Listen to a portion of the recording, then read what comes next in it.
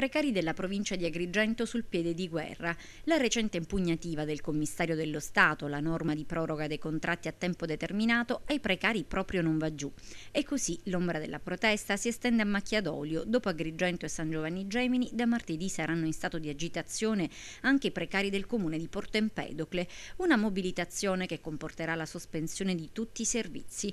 E di precariato si è discusso ieri nella sala Pellegrino della provincia. Un tavolo tecnico convocato dal presidente della provincia Eugenio Dorsi, che ha riunito rappresentanti sindacali, sindaci e una rappresentanza di precari per risolvere un problema la cui soluzione non può più attendere e al quale può rimediare solo la classe politica. La politica ha costruito i precari, deve essere la politica a risolvere il problema dei precari.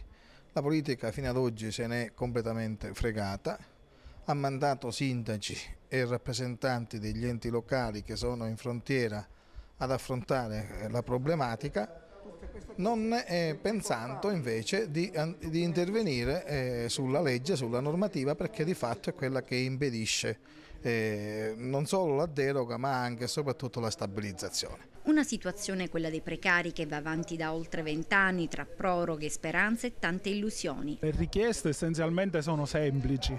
Trasformare quel contratto che fino ad ora è stato a tempo determinato quinquennale in un contratto a tempo indeterminato.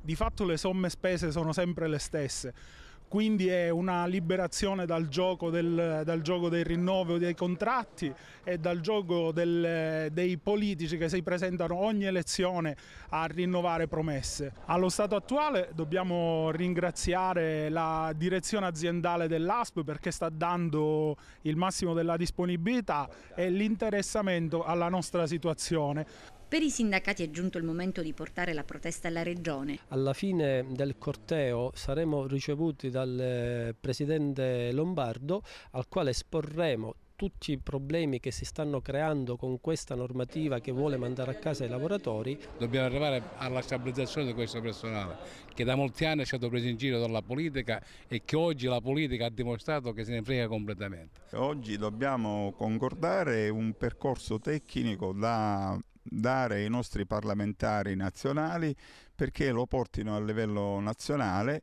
e quindi fare superare quelle difficoltà che oggi di fatto impediscono le stabilizzazioni. Una questione che investe direttamente i comuni, in prima persona i sindaci, alcuni dei quali anche precari. È un problema gravissimo. Io la situazione, devo dire la verità, la vivo da ambedue i lati, da tutti e due i fronti. Io sono da pochi giorni sindaco del comune di Aragona, ma nello stesso tempo io stesso sono un precario, sono un contrattista del comune di Comitini.